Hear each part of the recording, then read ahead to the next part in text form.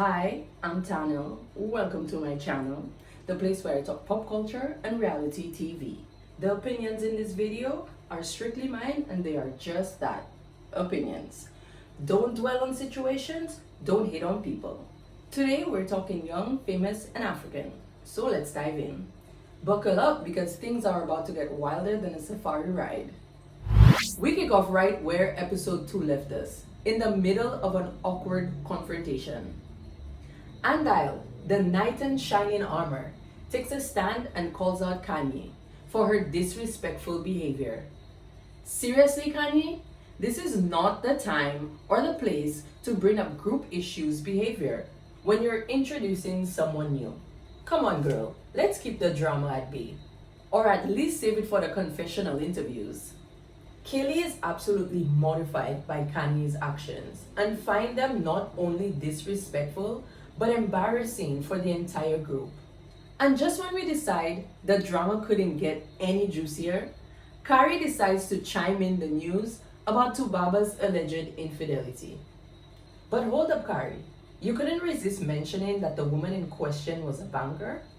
Talking about spilling the tea, Zari, and adding some extra sass to the mix. Meanwhile, Nadia, Swanky, and Kanye gather to have a heart-to-heart chat. Kanye takes the opportunity to apologize to Swanky for her behavior, particularly for leaving the room at Diamond's gathering. And guess what? Swanky drops a bombshell revelation. He overheard a conversation that Annie was not aware of, and it cut him deep, especially since it came from Annie herself. Swanky is ready to sit down and have a serious talk with Annie, hoping to figure out where their friendship truly stands. Speaking of Annie, she joins Andile on his podcast to discuss the infamous Tubaba's infidelity rumors. Andile believes Annie is in denial, but Annie vehemently denies the existence of a sixth child. She's had enough of the constant resurgence of this banker story. And let's be real, Andile, can we blame Annie for being tired of everyone obsessing over her personal life? Girl just wants some space and peace and quiet. Love is in the air. Or is it? Andile and Zari go on a date to figure out their complicated situation. Zari spills the beans on Diamond's true motive for not wanting them to date. He thinks Andile is just as much of a player as he is and fears Andile will break Zari's heart. But let's be honest, folks, there's no clear answer as to whether they should give it a shot or not. Andile senses a change in Zari's energy whenever Diamond enters the room, while Zari questions if Andile is as serious as she initially thought. In the midst of all this relationship drama, Diamond decides to invite Fantana over for a date. We all knew there is something brewing between them. The chemistry between Diamond and Fantana is off the charts, making the temperature in the room rise faster than the Sahara Desert at midday. But hold on to your hats, folks, because Diamond drops a bombshell revelation about Zari wanting to have another child with him via surrogate. The complications of love. Fantana believes that Zari is the one who can't let go, while I over here thinking it might just be a case of both parties not wanting to move on or see each other with someone new. Oh, the tangled web of romance. Oh, the tangled web of romance. Finally, the moment we've all been waiting for. Tubaba makes his grand appearance into the young, famous, and African realm, bringing Annie's two daughters back to Nigeria. Despite the buzzing blogs and scandalous rumors, Annie is thrilled to have Tubaba by her side again, embracing him with open arms. Love triumphs over gossip, does it? Let's switch gears for a moment and focus on some bro time. Louise, Andile, Naked DJ, and Swanky gather for a friendly basketball game. But we all know Swanky is not about to get his threads shredded on the court and just relaxes on the sidelines.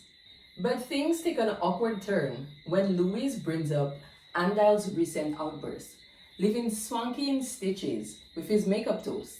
Louise can't help but share his thoughts on the ladies who might catch his fancy and even mentions Bonang's sudden departure after he missed her accommodations for an event in Namibia. Oh, Louise, always keeping us on our toes with your hilarious. Louise has just joined the group, and it seems like he's causing more chaos than the ladies. Fantana is not one to shy away from taking charge. She decides to gather the ladies for a fun event, hoping to bridge the gap between them. Zari, ever the master of subtle shade, doesn't waste any time sending shots Fantana's way. It seems like Zari is always ready to dish out disses and punches, whether it's about someone or a particular situation. Better watch out, Fantana. Zari is not one to back down.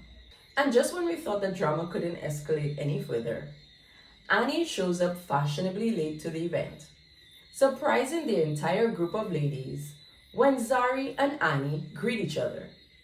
Fantana is on a mission to encourage the ladies to talk and resolve their issues once and for all. Will they finally bury the hatchet and find common ground?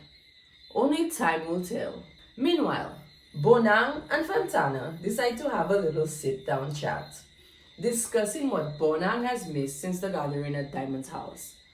Little do they know what the conversation takes an expected turn when Fantana spilled the beans about her steamy kiss with Diamond. Oh, Bonang, you can't resist running to spill the tea to stir up even more drama, huh? You and Zari are two peas in a messy drama pod. Andal and Tubaba engage in conversation. In my opinion, Tubaba's energy is agitated, on edge, and emotionally charged, giving off guilty vibes. The other guys join in conversation, with Louis opening up about his desire to have a child through a surrogate without involving any family or mother figure. And this is where our level-headed Andal steps in, questioning Louis' goal and calling him out for being selfish.